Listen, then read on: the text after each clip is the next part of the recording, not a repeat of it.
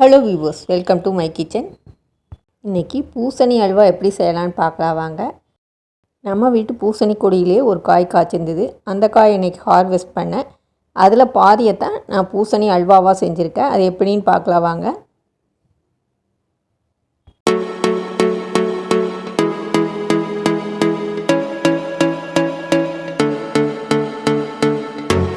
பூசணியை 4 துண்டாக கட் பண்ணிவிட்டு அதில் விதையெல்லாம் நீக்கிட்டு கேரட் துருவறதை வச்சு துருவி எடுத்துட்டேன். துருவும் போது நிறைய தண்ணி விடு. அந்த தண்ணியை தனியாக வடித்து எடுத்துக்கலாம்.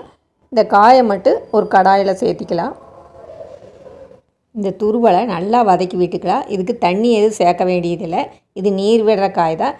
அப்படி தண்ணி தேவைப்பட்டால் நான் தனியாக எடுத்து வச்சுருக்கிற ஜூஸை இது கூட கொஞ்சம் கொஞ்சமாக ஆட் பண்ணி நல்லா வதக்கி விட்டுக்கலாம். இது இப்போ இந்த துருவல் 75% குக் ஆயிடுச்சு. இப்போ அது கூட இந்த துருவல் எவ்வளவு மெஷர் பண்ணி எடுத்தோமோ அதே அளவுக்கு சுகர் ஆட் பண்ணிக்கலாம்.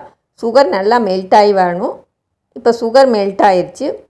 இந்த இடத்துல தேவைப்படுறவங்க ஃபுட் கலர் ஏதாவது ஆட் பண்ணலாம். இல்லைன்னா குங்குமப்பூவை பாலில் ஊற வச்சு அதை இது கூட ஆட் பண்ணாலும் நல்ல கலர் கிடைக்கும். நெய்யெல்லாம் நல்லா அப்சர்வ் ஆனதுக்கப்புறம் இது கூட தேவைப்பட்டால் ஏலக்காய் பொடி ஆட் பண்ணிக்கலாம். முந்திரி கொஞ்சம் உடச்சி அதையே ஆட் பண்ணிக்கலாம்.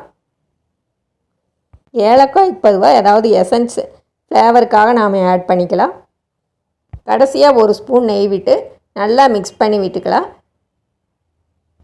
இந்த ரெசிபிக்கு நான் ஒரு 5 ஸ்பூன் அளவுக்கு நெய் விட்டுருக்கிறேன். நெய் அதிகமாக விட விட அல்வா ஃப்ளேவர் நம்மளுக்கு நல்லா கிடைக்கும். சட்டியில் ஒட்டாமல் திரண்டு வர பக்குவத்தில் நம்ம அடுப்பை ஆஃப் பண்ணிக்கலாம். இப்போ சுவையான பூசணி அல்வா ரெடி ஆகிடுச்சு. இது ஏதாவது ஃபங்க்ஷன் டைமோ இல்லை தீபாவளி சீசனுக்கு கூட செய்யலாம்.